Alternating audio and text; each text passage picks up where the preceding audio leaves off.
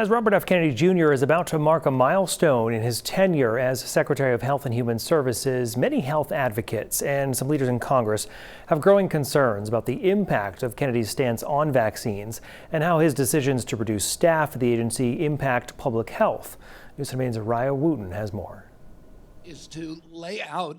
Saturday marks 100 days since Robert F. Kennedy Jr.'s appointment as Secretary of Health and Human Services. How do you think that the almost first 100 days has gone so far, in your opinion? I think it's gone really badly. Some, like Caitlin Gilmay from the Maine Families for Vaccines, believe public health in America is taking a rapid downturn.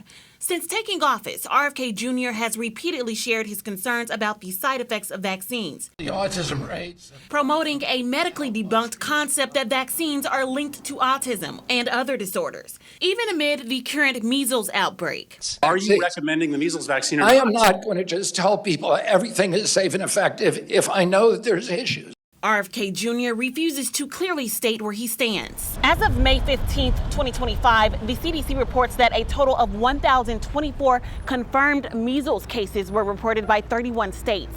Measles was nearly eradicated in the U.S., and vaccines to prevent it remain widely accessible. We're paying the human toll. We've lost lives. We're also paying the economic cost of these very preventable outbreaks. And also happening under Kennedy's watch, slashes in funding that supports medical research and cuts in staff that keep the agency running. RFK Jr. continues to push President Donald Trump's reduction in force effort, cutting approximately 10,000 staff members across HHS. There are cuts that are going to be difficult. And I think the president's position is that we're spending $2 trillion that we don't have.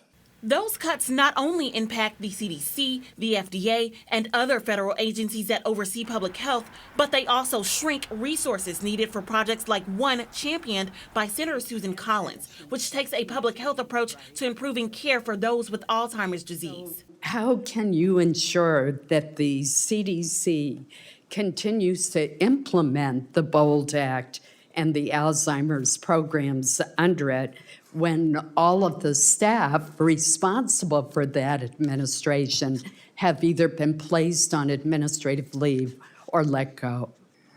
I don't know enough about that program. In Portland, Raya Wooten, News Center, Maine.